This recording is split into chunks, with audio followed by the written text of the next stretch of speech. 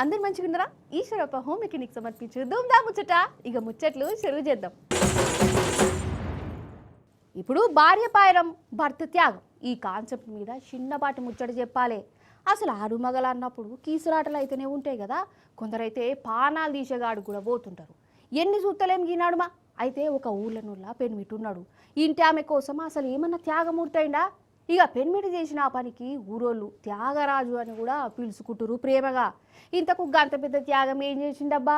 ఇంటి ఆమెకు కిడ్నీ ఇచ్చిండా లేకుంటే కార్యాలు కోసిచ్చిండా అని అంటారా? ఏందో అరుచుకుందాం రారి. ఇగో గీననేగ త్యాగరాజు, త్యాగాల మూర్తి. ఇంటామెనే త్యాగం చేసిన పెనిమిటి. ఇంతకు ఈయన ఏం చేసిండంటారా? చూడు రిషిత్రం.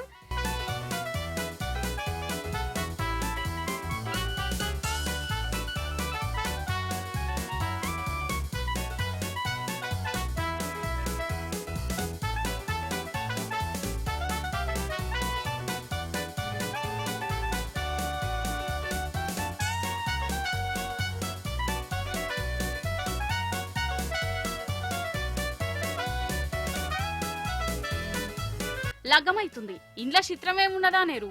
ఇక మారదే. అయితే ఈ లగ్గం ఎవరిదనుకుంటురు? ఈయన ఇంటామెదే. భార్యకే మళ్ళా పెండ్లి చేస్తాండు ఆమె సోపతిగా అంతోని. ఏదో సినిమాల కథ చూయించినట్టు ఇంటామెకే దగ్గరుండి కన్యాదానం చేసిండోల్లా. అయితే వీళ్ళు ఉత్తరప్రదేశ్ వాళ్ళు. కొన్నొద్దుల కిందట వీళ్ళకు లగ్గమైంది. కానీ ఇంటామెనేమో ఈయనతోని సక్కగుండుడే లేదట.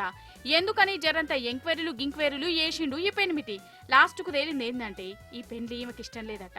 ఈమె సోపతి గాని వేసుకుందాం అనుకున్నదట. గాని పెద్దోళ్ళు బలిమీటికినకు కట్టబెట్టిరట. అందుకే అప్పటి సంధి ముఖం మార్చుకుని ఉంటుంది. ఇక ఈ ముచ్చటెరకైనాక పెనిమిటికి ఎట్లెట్లనో అనిపించింది. చాలా ఆలోచించిండు. ఈ నడుమ కొన్ని వార్తలు కూడా బాగా చూసిండు. ఇక ఇంటామెను సతాయించే కంటే సప్పుజేక త్యాగమూర్తి అవతారం ఎత్తాలని అనుకున్నాడు. ఆమె సోపతిగాన్ని పిలిపించి వాళ్ళిద్దరికి ఇగో ఇట్లా లగ్గం చేసి ఇక ఇప్పుడు ఖుషీగా ఉంటున్నాడు. అదన్నట్టు ముచ్చట.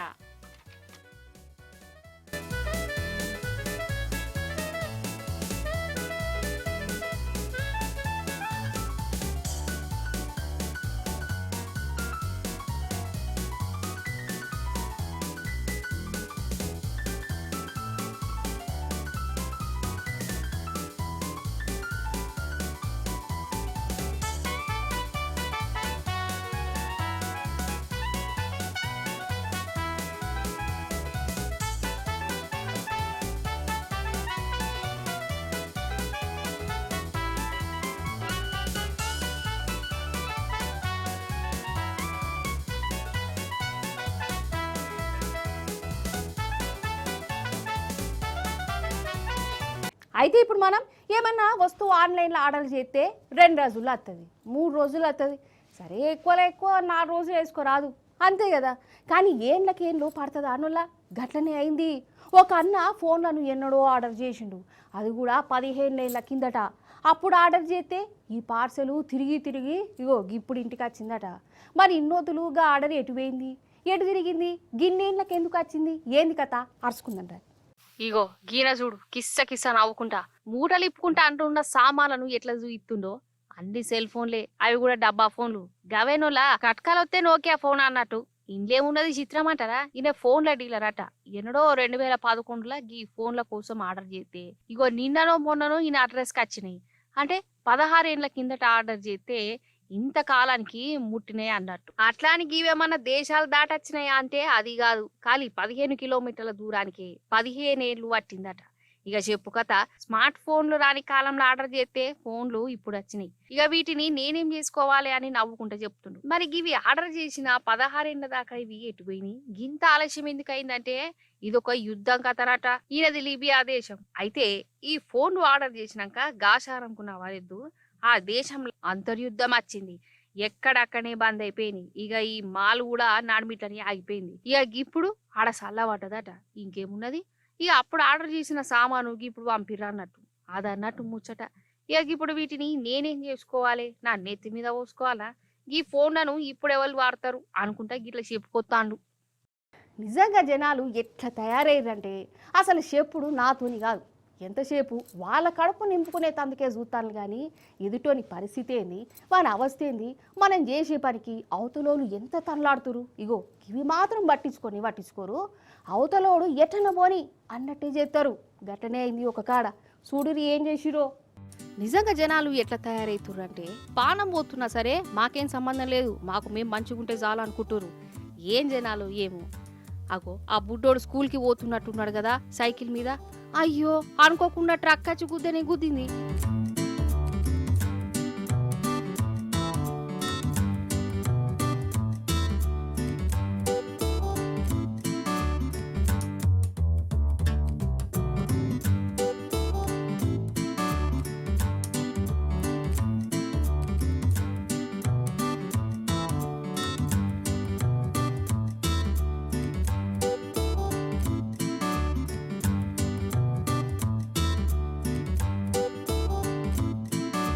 ఈ ముచ్చట అంతా బీహార్లో జరిగింది. స్కూల్కు పోదామని చెప్పి మంచిగా బ్యాగ్ వేసుకొని సైకిల్ దొక్కుంటూ పోతుండు. ట్రక్ డ్రైవర్ అన్న చక్కగచ్చి 13 ఏళ్ల రితేష్ కుమారు గుద్దింది. ఆడనే ప్రాణాలు కూడా పోయినట్టున్నాయి. చుట్టుపక్కల ఉన్నోళ్ళు అయ్యో పాపం పోరని ప్రాణాలు పోయినట్టున్నాయి అని ఇట్లా కూడా చూడకుండా అయ్యో చేపలు పడ్డట్టున్నాయి కదా ట్రక్కుల నుంచి అనుకుంటా బ్యాగులలో నింపుకుంటురు. పోరడి ప్రాణాలు పోయినాయని లేవు గాని చేపలు కింద పడ్డాయని ఉన్నది చూసిరా. అగో చూడురి ఎట్లా బ్యాగులో నింపుకుంటురో. ఏం మనుషులో ఏమో పోరి ఇట్లా కూడా ఉన్నారా అని అంటురు ముచ్చట చూసినాక అందరూ.